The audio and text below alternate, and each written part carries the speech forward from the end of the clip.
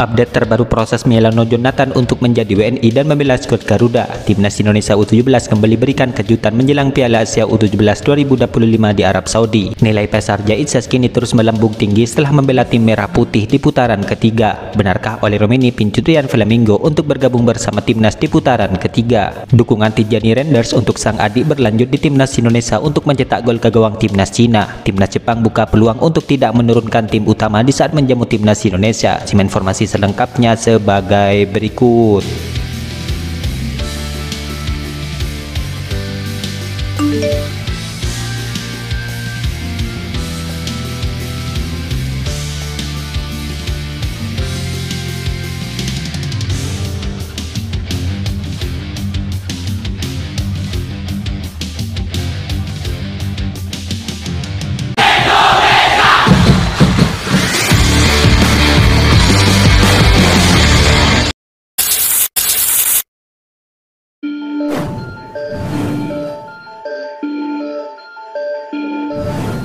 Timnas Indonesia U17 diketahui sebentar lagi akan melakoni turnamen penting di tingkat Asia, di mana asuhan Nova Arianto tersebut akan berjuang di ajang Piala Asia U17 yang akan digelar di Arab Saudi.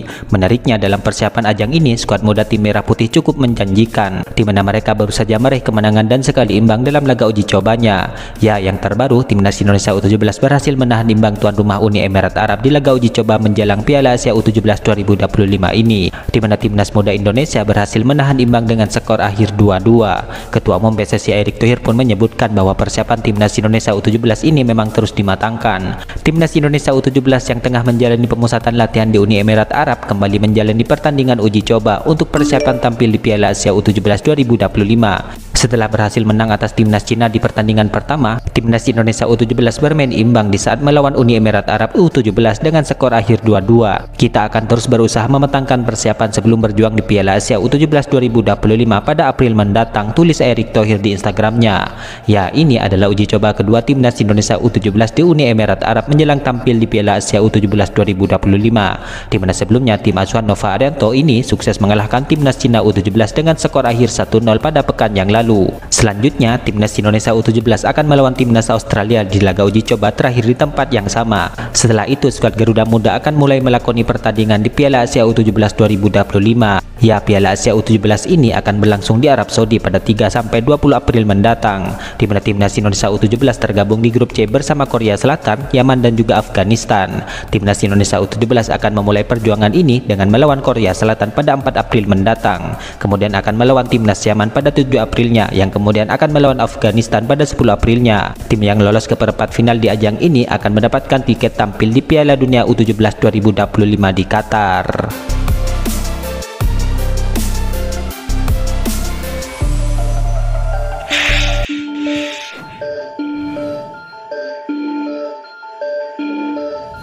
PSSI kini meluruskan soal kabar terkait proses pemain keturunan Indonesia, yaitu Melano Jonathan. Anggota Exco PSSI yaitu Arya Sinulinga mengatakan bahwa hingga saat ini PSSI belum memproses sang pemain. Arya mengatakan bahwa PSSI juga belum berkomunikasi dengan Melano Jonathan. Ya, adapun sebelumnya beredar kabar bahwa Melano Jonathan akan segera diproses untuk memperkuat timnas Indonesia.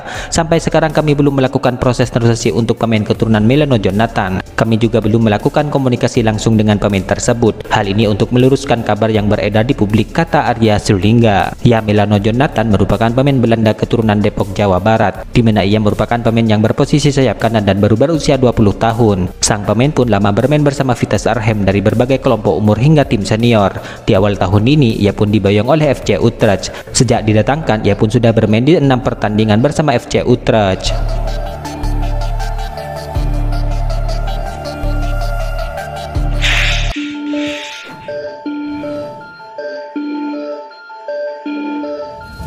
Nilai pasar Jaitzes kini terus melonjak setelah tampil impresif bersama timnas Indonesia di 2 laga lanjutan grup C putaran ketiga. Bek Venezia itu punya peran vital di skuad tim merah putih, di mana posisinya tidak tergantikan sejak melakoni debut bersama skuad Garuda pada bulan Maret tahun yang lalu.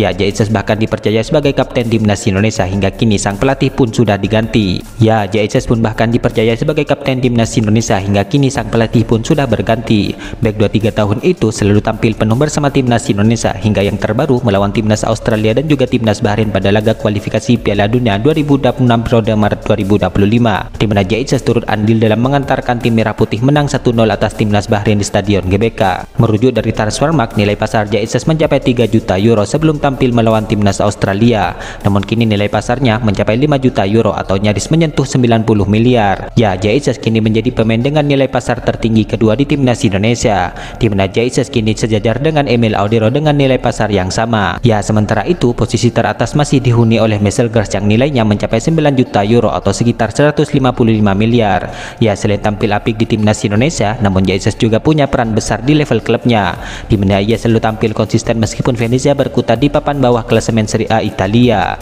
Ya, performa apik Jaitzes bersama Venezia memang terus menarik perhatian klub-klub elit di Eropa, di mana AC Milan, Inter Milan dan juga Napoli kini digambarkan tertarik untuk meminang Jaitzes di akhir musim ini.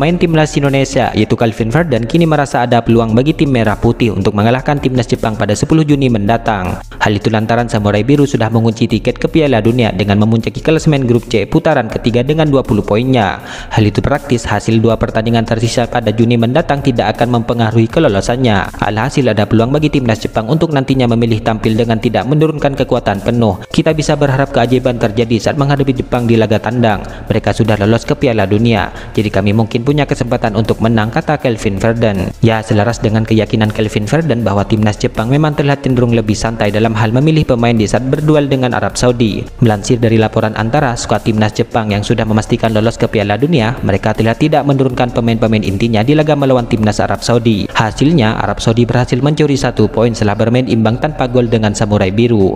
Ya, dalam hal ini tentu besar harapan bagi tim Merah Putih untuk mendapatkan poin sempurna di laga tersisa ini.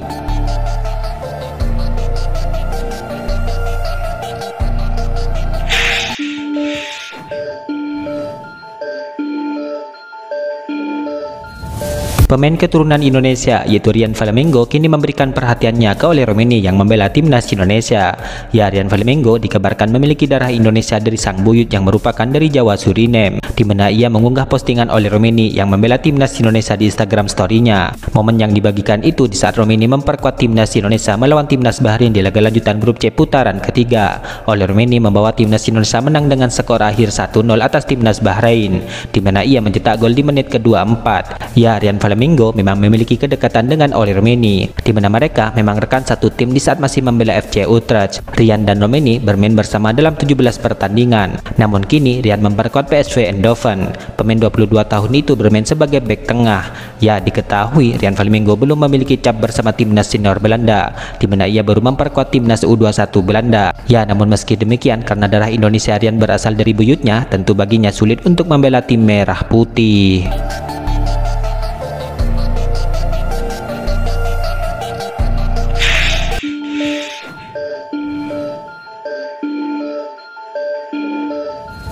Kiprah timnas Indonesia di laga lanjutan grup C putaran ketiga kini mendapatkan sorotan dari salah satu bintang AC Milan.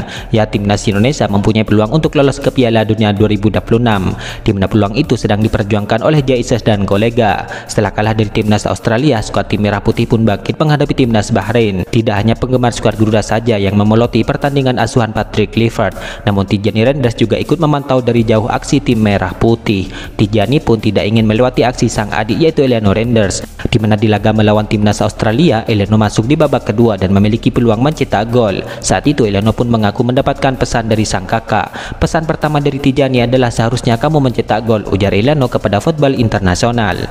Ya, lantaran kegagalan mencetak gol, Eleno pun saat itu bertekad untuk tampil lebih baik jika diturunkan oleh Patrick Kluivert. Jadi selanjutnya saya harus melepaskan tembakan lebih baik lagi, kata Eleno. Ya, dukungan Tidjani kepada Eleno tidak terlepas dari mimpi besar sang kakak beradik yang memiliki ibu asal Maluku. Mereka bersaudara berharap timnas Indonesia dan Belanda bisa bertemu di Piala Dunia. Menjadi mimpi besar buat saya dan Tidjani dan keluarga besar kami kalau kami bisa bertanding satu sama lain di Piala Dunia, kata Eleno. Ya, dukungan Tidjani ini tentu akan berlanjut bagi sang adik di saat nanti melawan timnas Cina di GBK, di mana laga tersebut nantinya akan menjadi laga penentu bagi tim Merah Putih untuk menuju ke laga berikutnya. Itulah ulasan terkini hangat dan menarik seputar tim Merah Putih yang dapat kami sajikan hari ini. Jangan lupa dukung terus tim Merah Putih di channel ini dan salam olahraga.